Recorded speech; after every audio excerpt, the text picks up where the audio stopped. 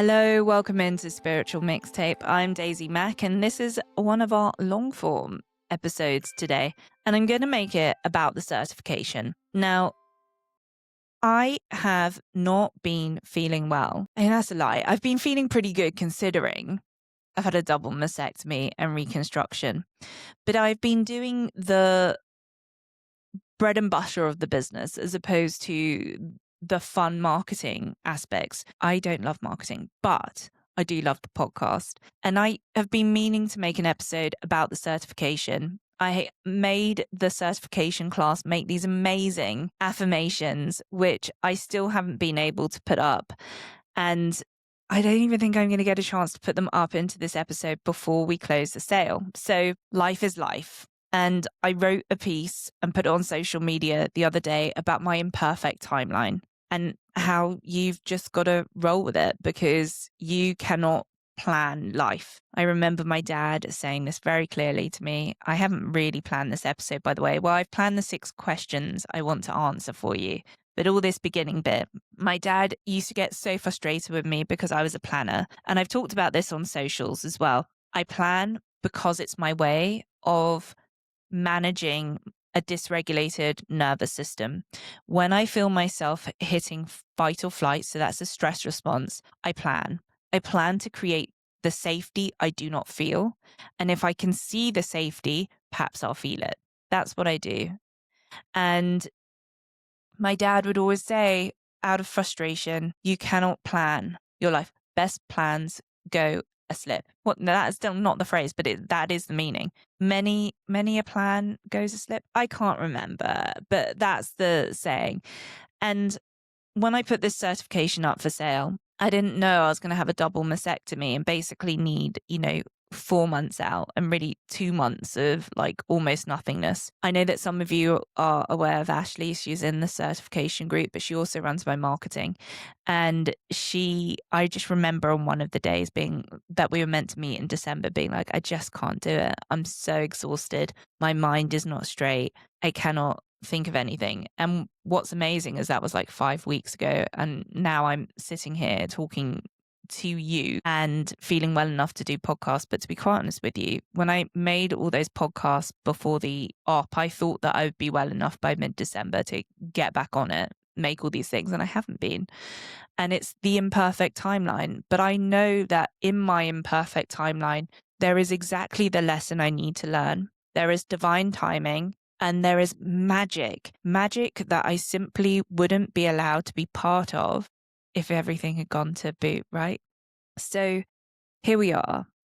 And the certification podcast is coming at you incredibly late. And all the special things I made for it, I'm not going to be able to be part of it, but we can do it in retrospect. After I've taught the cert for the first time, I will give you guys a recap of it. And I do think it's really special. There are going to be moments where we go into the studio, you record your voice. Do you know how difficult that is? It was the biggest, hardest thing across all of my certifications. The hardest part was hearing my voice. Pretending to be other people, cool, you can teach, but people are not coming back to your classes when you're a really good copy of somebody else. Because the thing about breathwork, yoga, all these things is the energy that you carry, people can feel. If you don't have integrity or authenticity, people feel it and they kind of put off. They may enjoy your class because you're good at dropping the cues on a half breath or whatever, but they won't come back because these holistic practices are about connection.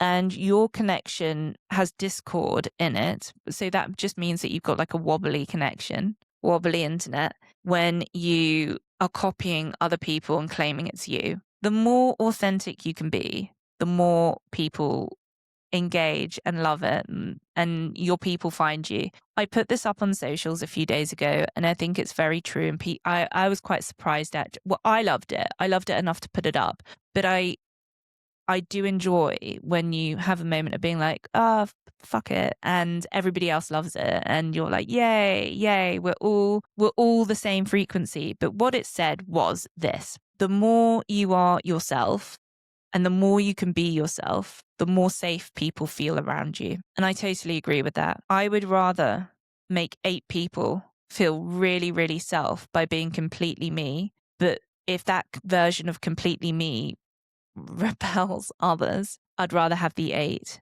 that are like, freaking get your vibe. I'm so in. I'm so here for it. And I would rather be in that room where we're all kindred spirits, birds of a feather, than be in the room that maybe has more people, but you feel lonely and isolated because it's not you. And I do think that is what this certification is about. What I've found since I've got back to work really properly in the last couple of weeks is that there are a lot of qualified breathwork teachers asking me about my journey and about my path. And that's why I made this certification. It's kind of crazy to me that you can get certified by people that you don't see yourself in. Wild. So here is a very brief story about why the certification is here, why I teach, and then let's get into whether the certification is for you. And if you've got no desire to do the certification, you think you don't, but you've listened this far, stay. Because something is resonating. There is coherence between what I am saying and what you're feeling in your belly. And maybe it's about your certification, what it is for you, what your next thing is. Something I'm going to say is going to resonate with you. So I left my job in the music industry in 2019. I was already a year and a half aware of having PTSD. So I'd been diagnosed with PTSD in 2018. I knew I had it anyway. I went through a very traumatic end of 2017, both work and personally. And it brought up old traumas as well. And I should have taken a leave of absence really as soon as we got the PTSD diagnosis. But the situation in my office was so wild, the set of circumstances, that I didn't feel like I could leave. Of course I could. But there was certain projects that I wanted to finish, and I did finish them. And right after that, my dad asked me to come home. So fast forward a year and a half, my dad's decided. And of course, the timing of all of this is so wild because my dad got sick just as my work really kicked up. And my work then settled down just as my dad decided to go into palliative care. Of course, because things do wind down, things do chime along together. So at that point, I'd already done my sound healing certification and my 200 hours. And I want you to know that when I did my 200 hours, my yoga teacher training, I was doing it 3 days every 2 weeks. And I was at that point working about 90 hours a week. So this was a huge amount of work. I was barely sleeping and I really limped to the end of getting my certification. But I have to say that was one of the hardest things I've ever done because physically I wasn't very good at yoga. And I just did not have the capacity, and my immune system was fairly shot from continuing down the road of an incredibly hard job, having parents abroad and ill. Yeah, when I think about that version of me, I just want to give her a big hug. So I left my job not planning on teaching. I couldn't think of anything worse than being a yoga teacher or a sound healer. I thought that was not for me. I was a vice president of a significant and important entertainment company. I did not believe in healing others, to be quite honest with you, although I was doing it. So I went home, saw my dad, moved mum and dad into a assisted living facility, and then I came back and did another yoga training. And in this yoga training, my wonderful teacher, Jen Perry, cried at the end.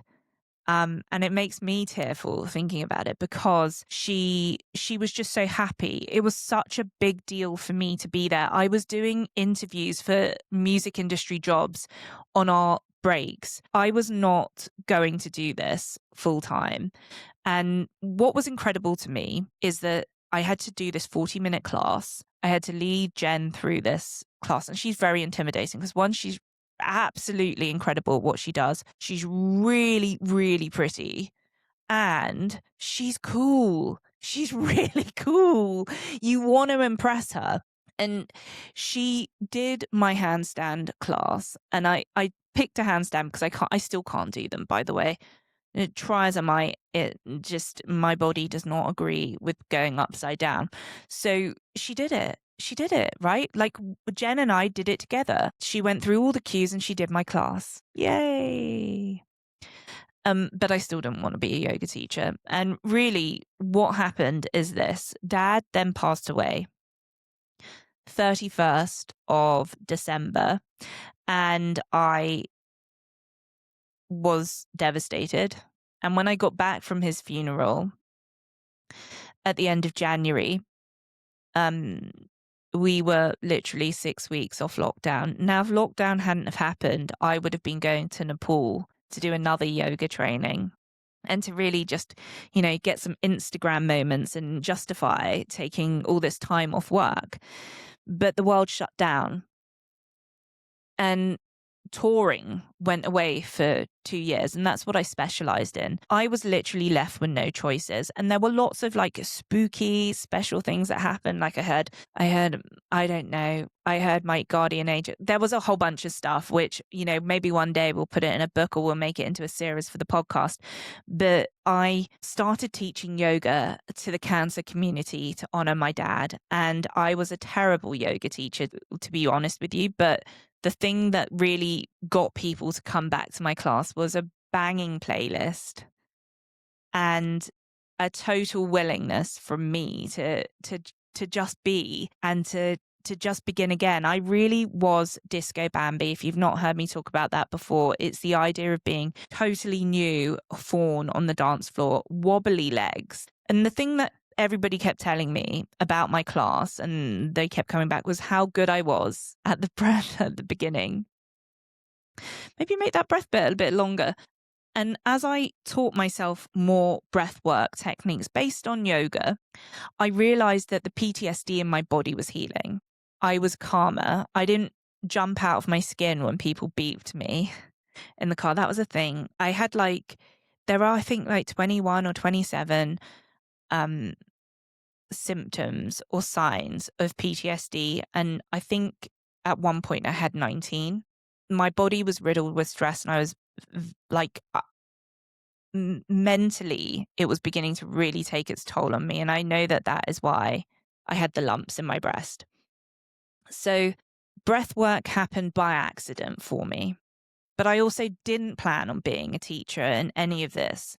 I just was so aware that I was healing myself through the breath, and I had spent a fortune on therapy, on getting certified and all these things. And at that point, I'd also paid money to be certified in health coaching, which I knew I wasn't going to do, but it felt more legitimate.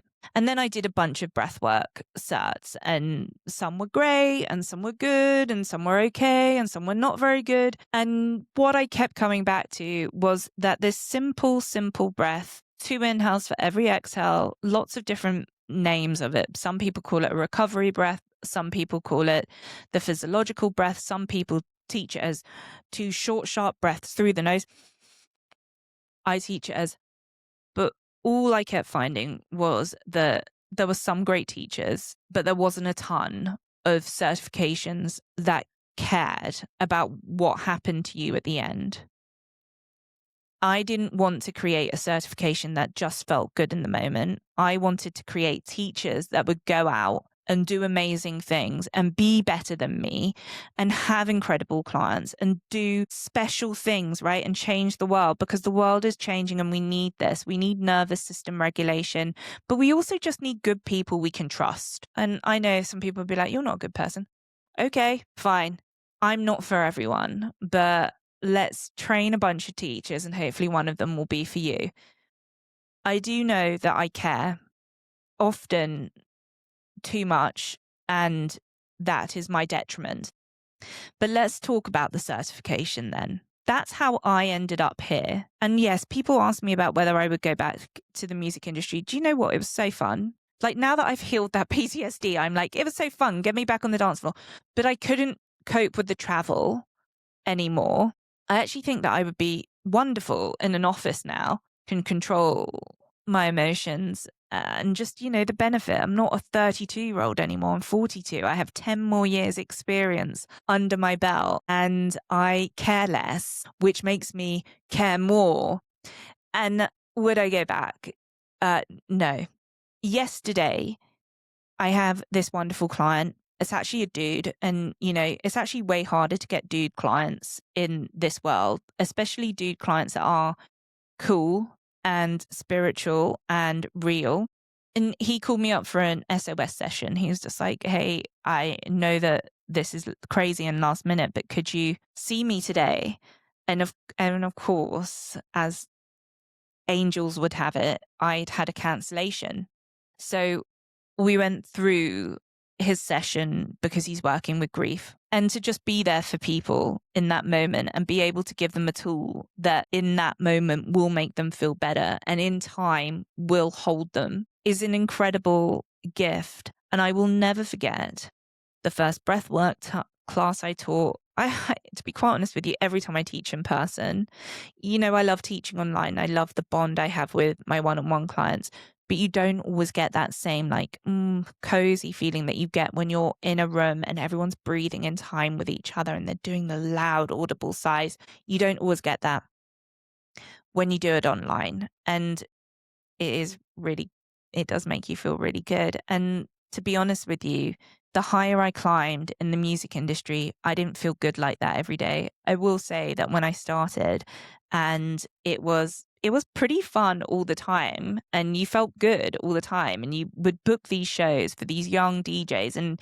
everybody would be happy, and you were all in it and you're all young, and it doesn't matter that you're making like 20p or whatever. Like, it was good. It was a good time. But now I find my good time is living this purpose. And sure, there's a journey with it, but I wouldn't go back now. And I'm thinking about it. Would I go back? Someone would need to offer me something pretty amazing to go back. And I don't look back on it and think like, oh my God, terrible, your arm's going to fall off if you go back. I don't think like that at all. I think a lot of the things that happened to me were wild circumstances. And then I chose to stay. I could have left. And I think that now, post-COVID, we do understand that we could leave situations. I don't know if we really understood that when we were younger or felt empowered enough to do that. But here we go. I've talked for 20 minutes about my vibe on the cert, but let me talk to you about the main questions that come up that I want to answer. And let's start with this. I still believe that making this podcast and making this information available, because we will do it again, it's going to be a twice a year. And if not now, you've listened for 20 minutes. So it might be a sometime soon thing for you. And that's why I'm making it.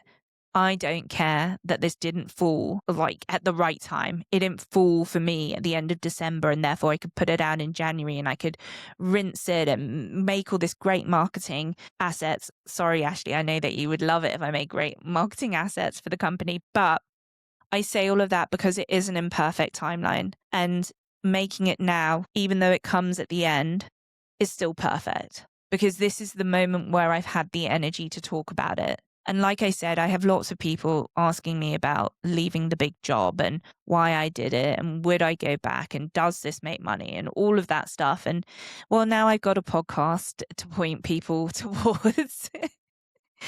But why the cert? I feel like I've answered why the cert in that last 20 minutes of talking at you. I've made it because I don't think that there's a ton of certifications out there that teach you a method that's going to work for you.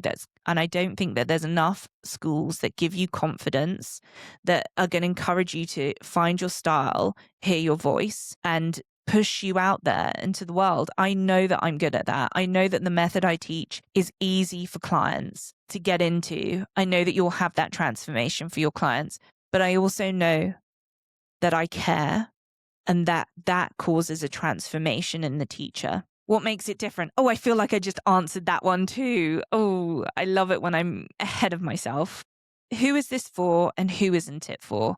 Okay, this is for teachers. This is for people that want to put it into their practice. So you could be a coach, you could be a yoga teacher, you could be someone like me ready to leave your old job and trying to figure out what that thing is that you're going to do next. The reason I would pick breath work, if you're if you're basically like Daisy, 2019, over yoga, is that this method is science backed. It's very easy for men, women, gyms, corporates to get their head around. And it feels very easy. There's nothing intrusive about this. I think it is the easiest way of spreading the word. And I know that I'm right about it because when I started the podcast all those, years ago, British Airways picked the podcast about breathwork, a style that I teach. That happened based on this method being easy to adapt to. People who'd never met me listened to it and were like, yeah, we get this. We can have this on our in-flight entertainment. And I know that in time, other people will get this too. I know that it may feel niche now, but the more you feel good in your body with this method, the easier life will be. So who is this for? This is for people that want to teach. Who is this not for? People that don't want to teach. If you don't want to teach, but you want to do breathwork, I have lots of one-on-one packages and I have a membership. Come into those. That's where life begins for you. What do you learn? Oh, that's a good one. Well, what do you learn? Well, you learn how to use your voice. You learn what your style is. You learn what your signatures are.